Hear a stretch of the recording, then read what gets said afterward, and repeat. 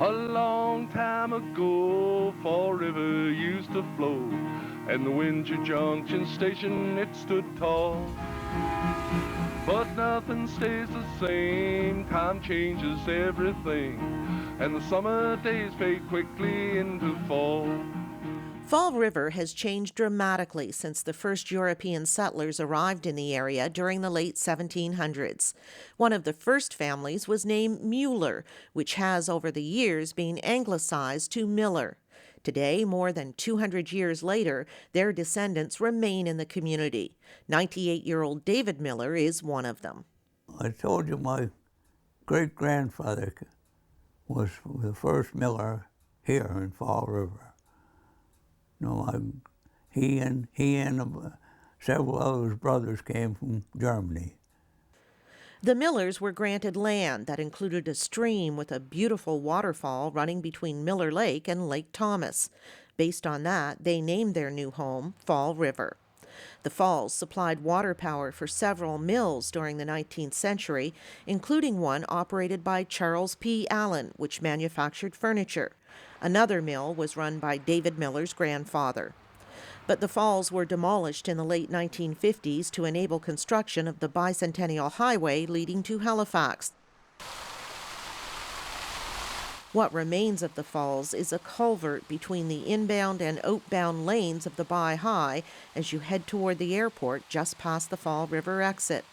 However, the water continues to generate power through an underground tunnel. The decision to destroy the falls is one that David Miller and others lament to this day. And in this day and age, they would never allow those falls there to be filled in or the lake to be put in that causeway. Because the road should have gone where the old original road went, up and went across the river up at Fletcher's Locks, and then gone straight up the airport. It would have been saved them millions of dollars. David Miller's parents were both from Fall River, but he was born while they were living in the United States. He was the youngest of 5 children and was just a boy when his family returned home. He's lived here ever since. And my grandmother was a McDonald, and she was born in Milford, and her family moved from Milford down here to Fall River, and they ran the hotel that was at the junction of the Colbert Road and this Truro Road, just down a bit beyond the service station. And they ran that until about 1920s, I think. By that time, the horse and wagon was going out, so their business fell away. There was no travelers on the road. Another of the early settlers in Fall River was Robert Williams. He married Charlotte Johnson and built a house on the site of the now Gordon R. Snow Community Center. Charlotte Williams was instrumental in promoting the Baptist religion and held church meetings in her home. The first Fall River Baptist Church was raised under her guidance in 1869. 20 years later, it was destroyed by fire, so she raised money for a new church. However, years later, it too was lost in a blaze. One of their daughters, Selena Williams, married an American whose last name was Jefferson. She started teaching at the age of 15 and was one of the first black teachers in Nova Scotia.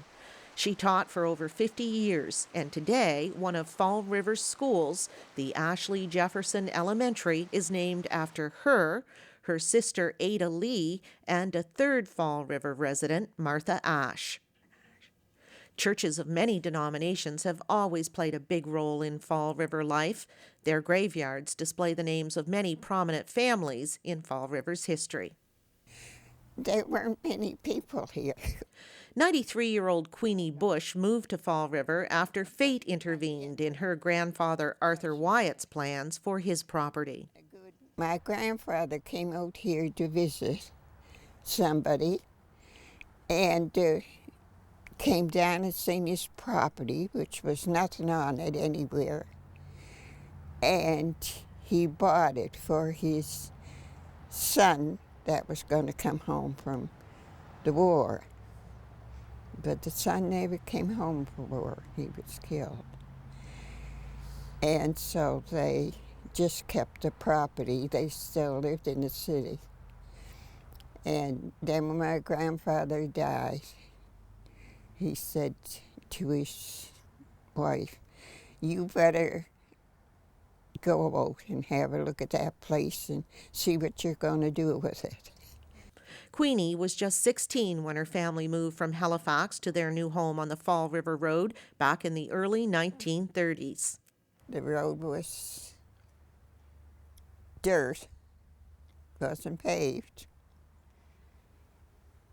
And when I learned to drive the car, I got stuck a good many times. And Queenie says there weren't many homes along the Fall River Road at that time. There would only be about 6 or 7 at the most from here to the main road on our side. And I think on the other side they'd only be, maybe that many, but I don't think. The Wyatt family's move to Fall River meant big changes for all of them, but especially Queenie. I didn't go back to school because I still had to help with looking after the children. Queenie was always active in her church. She attended St. Stephen's Anglican Church in Windsor Junction and remembers when it was transported by train to the community. Today, 80 or so years later, Queenie enjoys gardening, or as she calls it, digging in the dirt. She also likes to sit in the sun on her backyard swing. But there's one pastime she treasures, watching the school buses take children to an education she was never able to complete. I get up every morning and sit in my sun porch there with all the windows, and there's about 10 of them go by every day. Queenie's sister-in-law, Isabel Wyatt, lives right next door on the shore of Kinsack Long Lake in a house she and her husband George built in 1942. At that time, it was a very different place from the Fall River of today. The old homestead was on this property, and there was one house over there, that old house, and there was nothing at all around. It was just like a wooded area. This was a big forest. Isabel's husband George was the fire chief in Fall River. For decades, the two of them were very active in the community. One of their main projects was raising money for the Fall River Road Fire Station. But her biggest accomplishment, and she's got the thank you letter to prove it, was a successful petition to get the Fall River Road paved. We had 2 interviews in town with the Minister of Highways, and they came out and they got stuck. The road was paved the next month, in June 1963.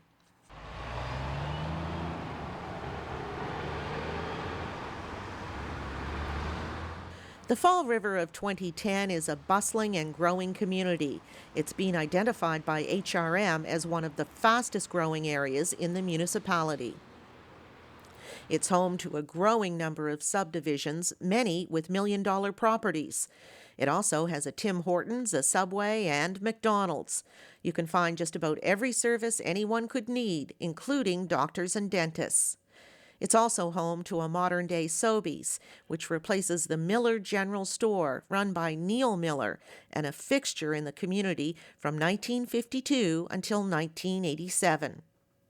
A great deal of Fall River history has yet to be written, but one thing about this community remains strong: the dedication of its residents to making it better.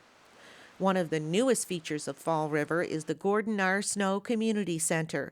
It houses a new fire station as well as recreation and sports facilities. It's also home to a skate park, a popular spot for Fall River's young people. I think it's amazing. We've been trying to get it for years now, and for the last little while we've all been hanging out in the parking lot getting a lot of complaints about too many teenagers around, and now it's died down. We have somewhere to go and stay out of trouble and ride. The center is named after a man who worked all his life to improve Fall River. Gordie Snow was born in Windsor Junction, but moved to Fall River as a boy. He represented the area as a county and then HRM councillor for 18 years. His love of the community is shared by many who live here today, including 93-year-old Queenie Busch, who wasn't crazy about moving from Halifax to here as a teenager, but has grown to love Fall River over the years. You couldn't take me away now. But now there's a road where Fall River used to flow, and the Windsor Junction station is torn down. They call it progress, you see, but you can't prove that for me. And the summer leaves so quickly to turn brown. Yes, now there's a road where Fall River used to flow, and the Windsor Junction station is torn down. They call it progress, you see, but you can't prove that for me. And the summer leaves so quickly to turn brown. And the summer leaves so quickly to turn brown.